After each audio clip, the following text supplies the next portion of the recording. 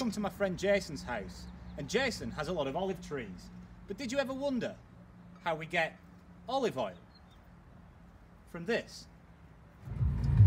Okay, we're coming into the village now, and we're going to go to the olive oil factory.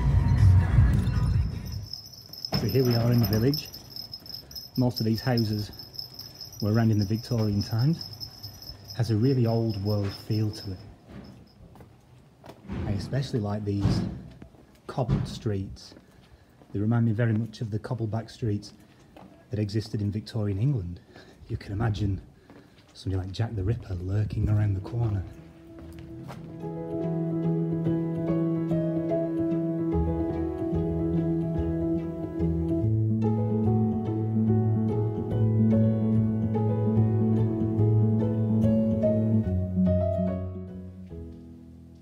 This is the old wine press. This is the way that they would have processed wine by crushing grapes before industrialisation and the creation of factories. So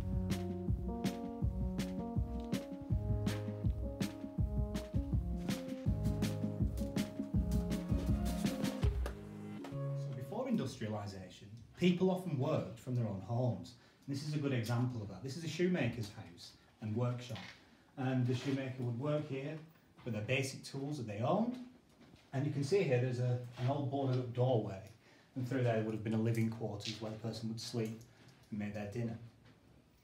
After industrialisation, people stopped working from home and then would go to jobs at factories where things would be mass produced, and it changed the way that we live.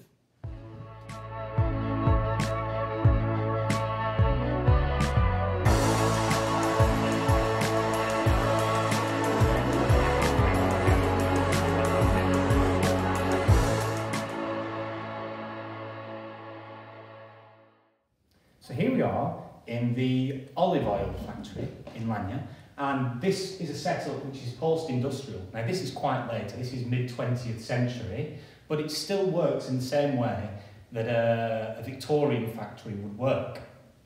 So each part does its own piece for the production line. This is the motor. Now this one here runs on petrol, but during the Victorian period this would run on steam. And the machine drives the belts and the pulleys, which drives the shaft, which turns another belt and another pulley, which spins this shaft, which turns this bowl, which contains all of the olives, the raw olives, inside.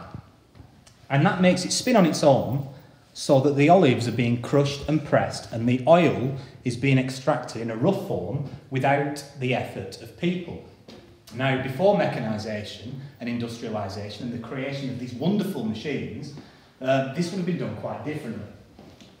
The olives would have been pressed by hand, so they would have been put in a bowl like this, and if you just come around here, you can see there is a handle. Now, this handle would have been used to rotate the millstones to crush the olives. Now, that might have been done by people, or it might have been done by donkeys. Either way, having the machines doing the work was far, far, far superior. Made life easier, you could produce more oil in less time, and obviously the oil became cheaper, so more people could afford it. Now, once you've got the crude oil in its rough form, full of bits and pieces, and it's fallen through here into a container, you can then transport those containers over here, where they will be poured one by one down onto these sort of basket-like things. Now what they do is they take out all of the bits, all of the sediment, all of the nasty things that you don't want in your lovely olive oil. Once the pure olive oil filters all the way through to the bottom, it ends up in this tray, and you can release it then into your bottles, and you've got olive oil quick and easy, with less effort, more produce, lower prices, and in that way it benefits everyone. The only negative is people that would have done this by hand would lose their jobs because machines would replace what they could do. So there's positives and there's negatives to the industry.